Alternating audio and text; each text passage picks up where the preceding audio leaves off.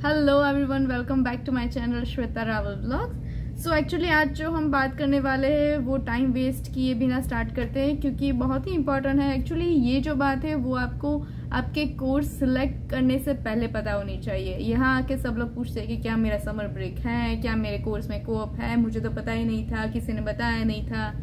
No, it's not going like that. So but yeah जो अभी video देख रहे हैं इंडिया में है या कहीं और जगह पे, तो उनके लिए तो बहुत ही बेनिफिशियल है। और अगर आपको पता नहीं है तो मैं अब बता देती हूँ कि क्या क्या डिफरेंस है। So first thing co-op, second internship and third thing is summer break. So ये तीनों में डिफरेंस क्या है?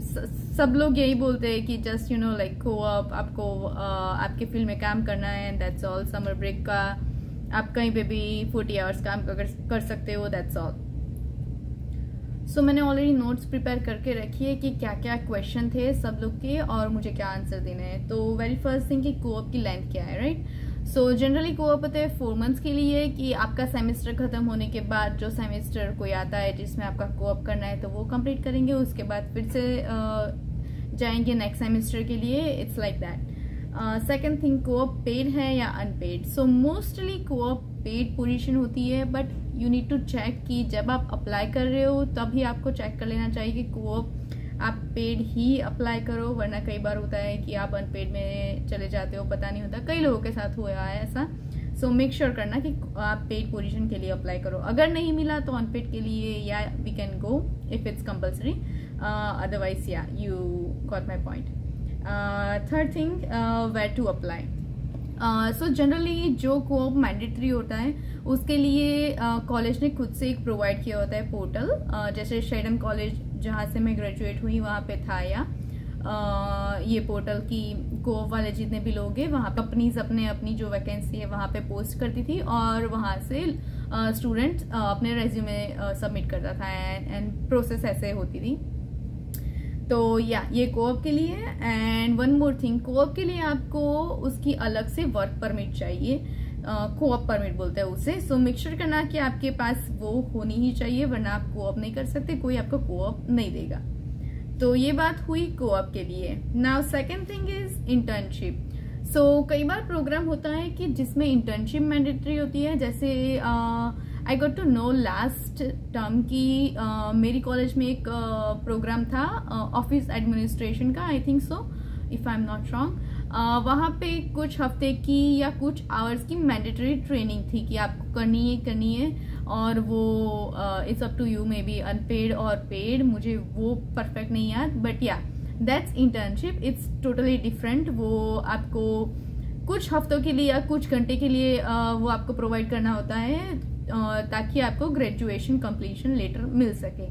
So that's the internship. It's not compulsory for each and every course, but yeah that's the thing. उसके लिए आपको कोई अलग से परमिट नहीं चाहिए। उसकी लेंथ, जैसे मैंने कहा कि कोर्स की जो रिक्वायरमेंट्स है उसके हिसाब से होगा, वो आपको आपके ऑफर लेटर में पता चल जाएगा।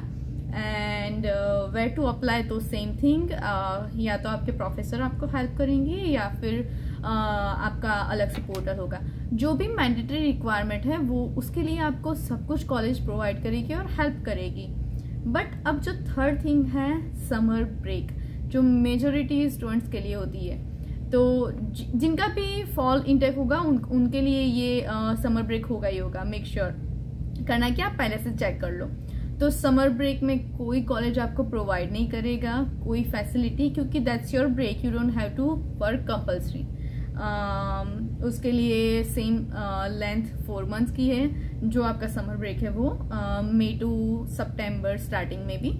एंड पेड अनपेड, ये अब ट्रिकी क्वेश्चन यहाँ पे कि आपको आपके फील्ड की उसमें रिसर्च करके जॉब चाहिए, या फिर आप जो भी कर रहे हो, या फिर कोई रेस्टोरेंट में काम कर रहे हो, कहीं पे स्टोर पे काम कर रहे हो, वहीं पे 40 आवर्स करना है। It's up to totally you. So मैंने क्या किया था, मैंने जब मेरा ये समर ब्रेक आ रहा था, मई से स्टार्ट हो रहा था, तो मैंने उसके जनवरी मंथ से मैंने अपनी फील्ड के लिए जॉब ढूंढना स्टार्ट कर दिया, क्योंकि मुझे वॉलमार्ट में अपना 4 मंथ्स का ये काम नहीं करना था, मुझे अपने फील्ड में काम करना था, क्योंकि मुझे अपॉर्चुनिटी मिल रही थी। So what you have to do, just Google it, summer jobs, and you will get a lot of job over there.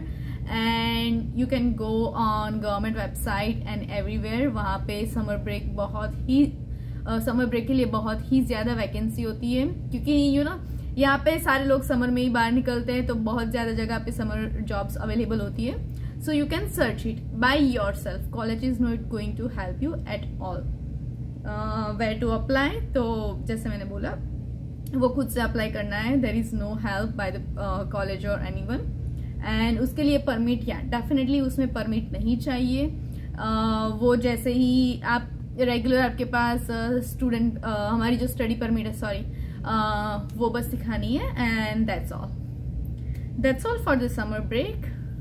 सो मैंने यहाँ पे आपको तीनों का डिफरेंस बता दिया कि कौन कौन सी चीज एक्चुअली क्या है, इसका मतलब क्या है, क्योंकि कई बार लोग कंफ्यूज हो जाते हैं कि को-ऑप करना है, इंटर्नशिप करनी है, समर ब्रेक क्या बोल रहे हैं, कुछ समझ नहीं आ रहा, क्योंकि मुझे भी नहीं आ रहा स्टार्टिंग में, पर जाके जब मैंने रिसर्च किया तब पता चला कि ये सारी चीज़ है।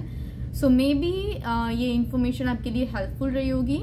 अगर आपको कोई भी क्वेश्चन है, अगर आपको जानना है कि एक्चुअली कैसे समर जॉब ढूंढते हैं या फिर कैसे अप्लाई करना है, तो मेक श्योर करो comment below and let me no.